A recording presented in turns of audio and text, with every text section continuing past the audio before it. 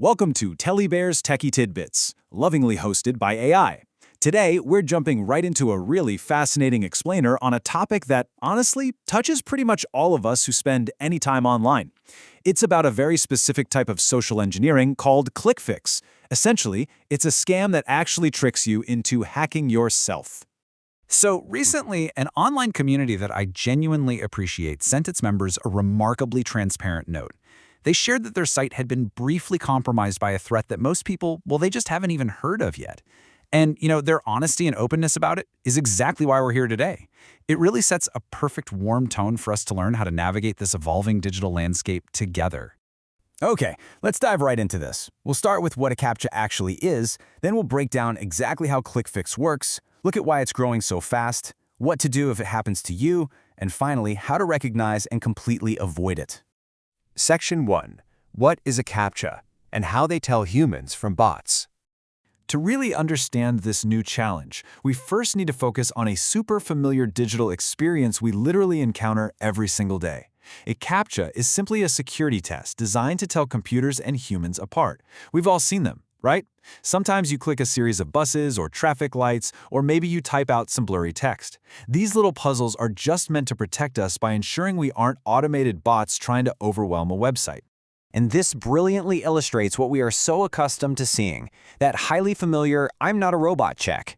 Because we interact with these prompts all the time, we've developed a deep, almost automatic trust in them. We see the box, we check the box. And as you'll see, that inherent trust is exactly what this new scam is built to exploit.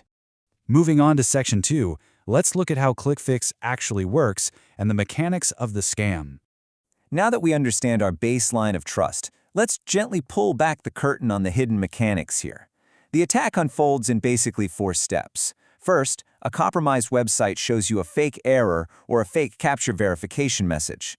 Second, when you click it, malicious code is silently loaded onto your computer's clipboard. You can think of the clipboard as just a temporary digital pocket where invisible text waits for you to paste it.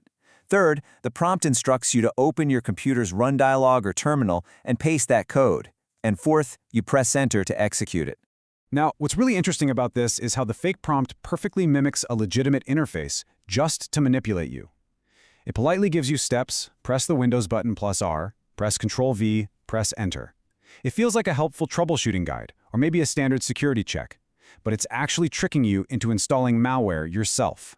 So, the really crucial point here is that because we physically hit enter and run the command ourselves, the malware installs quietly and frequently just bypasses our usual automated defenses.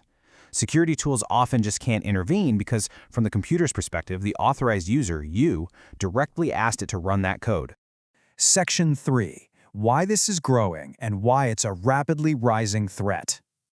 Let's zoom out and look at the broader landscape to understand why this specific trick is suddenly popping up everywhere. According to ESET telemetry data, ClickFix attacks surged a massive 517% in the first half of 2025 alone. I mean, it went from being virtually non-existent in early 2024 to basically taking the threat landscape by storm. And the facts around this are pretty surprising.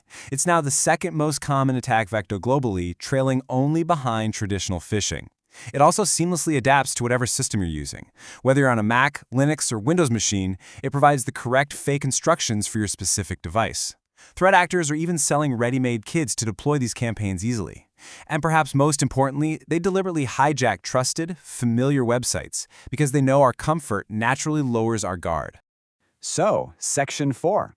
What to do if it happens to you, and some simple steps for recovery.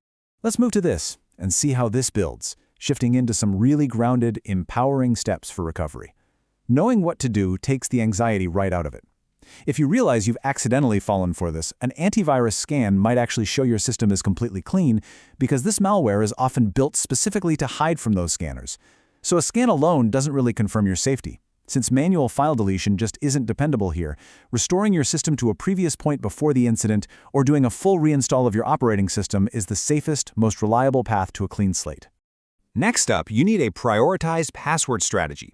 But first, absolutely make sure you use a separate, clean device for this, like your phone or maybe a friend's computer. If the malware is logging your keystrokes, typing new passwords on the infected machine literally just hands them directly to the attackers. So, on that clean device, change your email password first, since that's basically the master key to everything else. Then secure your banking and work credentials next. Enable multi-factor authentication wherever it's available, and just keep a calm watch for any unusual account activity like password reset emails you didn't request. And finally, Section 5, how to recognize and avoid it and why your intuition is key. So how do we actually spot something that looks so flawlessly familiar? I want to frame your own natural curiosity as your absolute greatest tool for digital safety. When these fake CAPTCHAs look exactly like the real ones, how do we protect ourselves? Honestly, it comes down to trusting your intuition when an interaction just feels slightly off.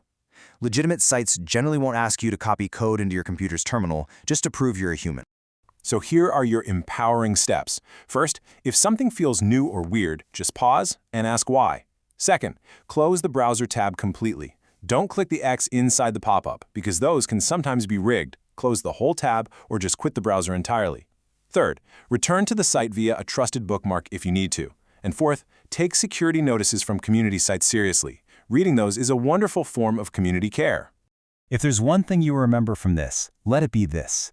When something online feels even slightly unfamiliar or off, pause and ask why. That instinct to pause helps, whatever the next scam looks like. So the next time you're asked to verify your humanity, will you take a moment to verify the prompt itself? Thank you for listening to Telli Bear's Techy Tidbits. I hope you have a magical day. Stay curious, stay kind, stay safe.